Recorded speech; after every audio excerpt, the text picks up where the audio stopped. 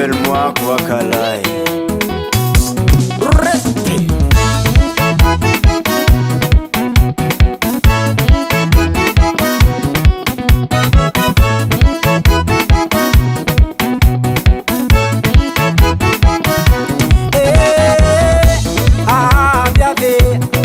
Zaitano yu tangala vadi antano Yala kuadalanga matiti ni kinge Zampaka tano watangu zengi fanyile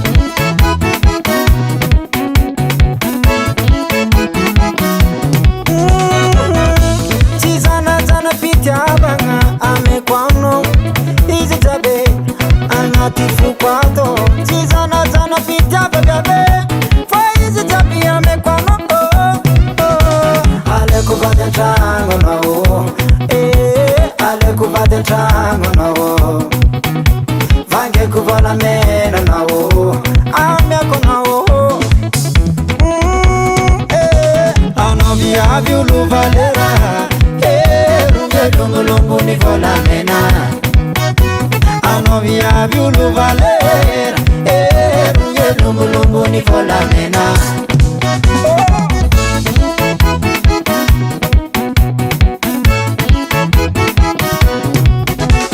Masaki mifata Nenda tsakano zenye na bikini vava Masaki mitera tenga vyabe Fana utupu ni zao Tupu ni vata kujabe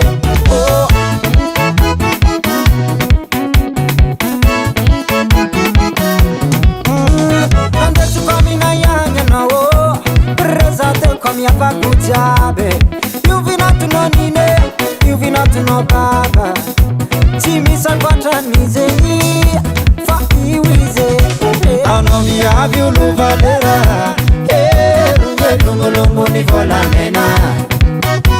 Anomi aviulu valera Runge lungu lungu ni vola mena Viavy karanao io ety manikelaigny vady Araiky sy araiky fole lambangiranao io Sady vary tiampody zegny tiankarako viavy Aureo